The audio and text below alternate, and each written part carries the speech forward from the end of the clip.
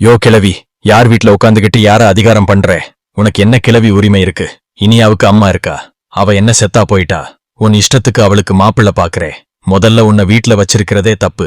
கோபி பய பாக்கியாவ டிவோர்ஸ் பண்ணினப்பவே இந்த கிழவியையும் சேர்த்து பாக்கியா டிவோர்ஸ் பண்ணியிருக்கணும். ஐயோ பாவம், வயசானவங்கன்னு பாவம் பார்த்து வீட்டுக்குள்ள உட்கார வச்சா வயசான காலத்துல ஒரு ஓரமா உட்காந்துகிட்டு போகாம நடு வீட்ல வந்து நாட்டாம பண்ணிக்கிட்டே இருக்கா.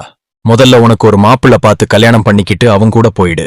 ஒரு நல்ல மனுஷன் இருந்தாரு, அதாங்க அந்த வீணா போன ஈஸ்வரியோட புருஷன். அவரு ஒரு நல்ல மனுஷன். அவர் இறந்தப்புறம் இந்த ஈஸ்வரி கிழவி ஒழுங்கா வீட்ல ஒரு ஓரமா பொட்டு வைக்காம பூ வைக்காம ஒரு ஓரமா அடங்கி இருந்தா.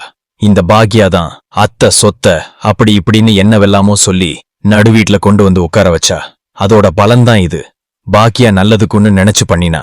ஆனா இப்ப வேலியில போன ஓனானா புடிச்சு வேட்டிக்குள்ள விட்ட கதையா போச்சு பாக்கியாவுக்கு. இந்த சீரியலுக்கு பாக்கியலட்சுமின்னு பேரு. ஆனா பாக்கியாவுக்கு ஒரு மதிப்பும் இல்ல. பேசாம ஈஸ்வரி லட்சுமின்னு வச்சிருக்கலாம்.